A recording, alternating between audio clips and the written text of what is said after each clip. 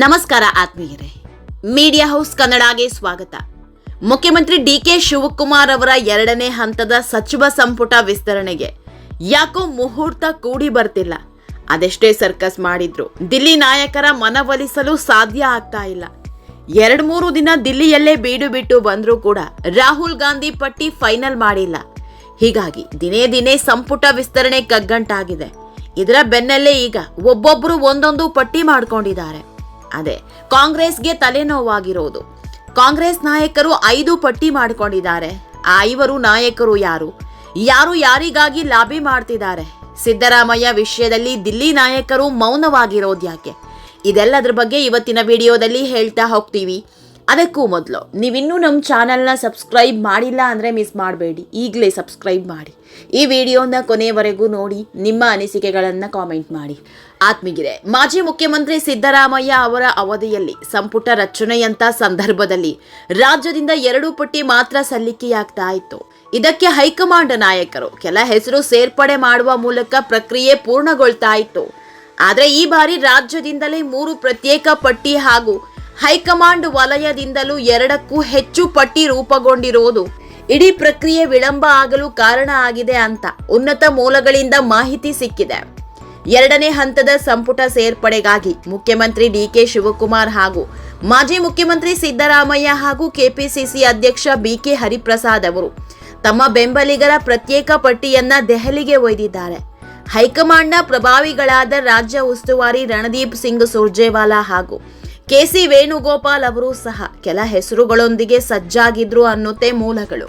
ದೆಹಲಿಯಲ್ಲಿ ನಡೆದ 2 ದಿನಗಳ ಚರ್ಚೆ ವೇಳೆ ಈ ಹಲವು ಪಟ್ಟಿಗಳ ತಾಳಮೇಳ ಸೇರ್ತಾ ಇಲ್ಲ. ಕೆಲ ಹೆಸರುಗಳ ಬಗ್ಗೆ ನಾಯಕರಲ್ಲೇ ಒಮ್ಮತ ಮೂಡಿ ಬಂದಿಲ್ಲ. ರಾಜ್ಯ ನಾಯಕರು ಸೂಚಿಸಿದ ಕೆಲ ಹೆಸರುಗಳು ಹೈಕಮಾಂಡ್ಗೆ ಒಪ್ಪಿಗೆ ಆಗ್ತಾ ಇಲ್ಲ. ಹೀಗಾಗಿ ಕೆಲ ಸೂಚನೆಗಳನ್ನ ನೀಡಿ ಅದಕ್ಕೆ ಅನುಗುಣವಾಗಿ ಹೆಸರುಗಳನ್ನ ಶಿಫಾರಸು ಮಾಡುವಂತೆ ರಾಜ್ಯ ನಾಯಕರಿಗೆ ಹೈಕಮಾಂಡ್ ಸೂಚನೆ ನೀಡಿದೆ. ಸಿದ್ದರಾಮಯ್ಯ ಅವಧಿಯಲ್ಲಿ ಸಂಪುಟದಲ್ಲಿ 75% ಸ್ಥಾನ ತುಂಬುವ ಅವಕಾಶ ಮುಖ್ಯಮಂತ್ರಿಗೆ ಇರ್ತಾ ಇತ್ತು. ಉಳಿದ ನಾಯಕರು ಹಾಗೂ ಹೈಕಮಾಂಡ್ ಉಳಿದ ಸ್ಥಾನಗಳಿಗೆ ಶಿಫಾರಸು ಮಾಡ್ತಾ ಇದ್ರು. ಆದರೆ ಈ ಬಾರಿ ಆ ನಿಯಮದಲ್ಲಿ ಬದಲಾವಣೆ ಏಕೆ ಆಗ್ತಾ ಇದೆ ಅನ್ನೋ ಪ್ರಶ್ನೆಯನ್ನ ಮುಖ್ಯಮಂತ್ರಿ ಡಿಕೆಶಿ ಹೈಕಮಾಂಡ್ ಮುಂದಿಟ್ಟಿದ್ದಾರೆ ಅಂತ ಹೇಳಲಾಗ್ತಾ ಇದೆ. ಇನ್ನು ರಾಹುಲ್ ಗಾಂಧಿ ಅವರ ಸೂಚನೆಯಂತೆ ಮುಖ್ಯಮಂತ್ರಿ ಸ್ಥಾನ ಬಿಟ್ಟು ಕೊಟ್ಟಿರುವ ಸಿದ್ದರಾಮಯ್ಯ ತಮ್ಮ ಬೆಂಬಲಿಗರಿಗೆ ಸಂಪುಟದಲ್ಲಿ ಸ್ಥಾನ ದೊರಕಿಸಿಕೊಡುವ ನಿಟ್ಟಿನಲ್ಲಿ ಕೆಲ ನಿರ್ದಿಷ್ಟ ಹೆಸರುಗಳ ಸೇರ್ಪಡೆಗೆ ಪಟ್ಟು ಹಿಡಿದಿದ್ದಾರಂತೆ. ಇದರ ನಡುವೆ ಕೆಪಿಸಿಸಿ ಅಧ್ಯಕ್ಷ ಹರಿಪ್ರಸಾದ್ ಅವರು ಕೂಡ ತಮ್ಮ ಆಯ್ಕೆಯ ಕೆಲ ಹೆಸರುಗಳನ್ನ ಹೈಕಮಾಂಡ್ ಮುಂದೆ ಪ್ರಸ್ತಾವನೆ ಮಾಡಿದ್ದಾರೆ.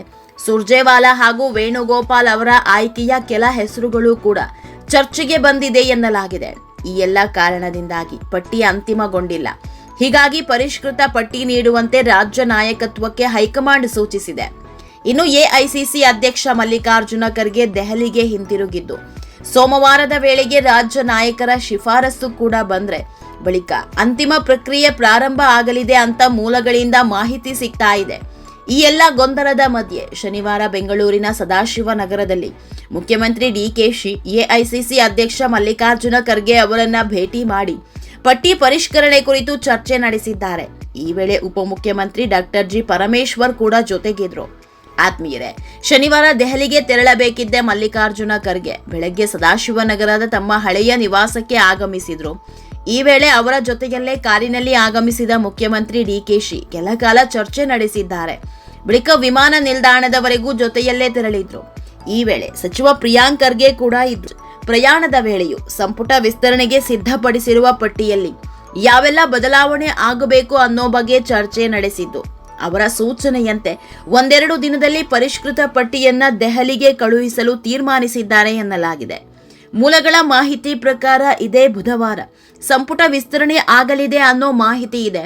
ನಾಳೆ ಅಥವಾ ನಾಡಿದ್ದು ಸಿಎಂ ಹಾಗೂ ಸಿದ್ದರಾಮಯ್ಯ ದಿಲ್ಲಿಗೆ ಪಯಣ ಬೆಳೆಸಲಿದ್ದು ಈ ವೇಳೆ 2 ನಾಯಕರು ತೆಗೆದುಕೊಂಡು ಹೋದ ಪಟ್ಟಿಯಲ್ಲಿ 20 ಶಾಸಕರ ಹೆಸರನ್ನ ಫೈನಲ್ ಮಾಡಲಿದ್ದಾರೆ. ಆತ್ಮೀಯರೇ, ಈ ವಿಡಿಯೋ ನಿಮಗೆ ಇಷ್ಟವಾದಲ್ಲಿ ಲೈಕ್ ಮಾಡಿ, ಶೇರ್ ಮಾಡಿ, ಕಾಮೆಂಟ್ ಮಾಡಿ. ಇನ್ನೂ ನಮ್ಮ ಚಾನೆಲ್ನ ಸಬ್ಸ್ಕ್ರೈಬ್ ಮಾಡಿಲ್ಲ ಅಂದರೆ ಮಿಸ್ ಮಾಡಬೇಡಿ, ಈಗಲೇ ಸಬ್ಸ್ಕ್ರೈಬ್ ಮಾಡಿ.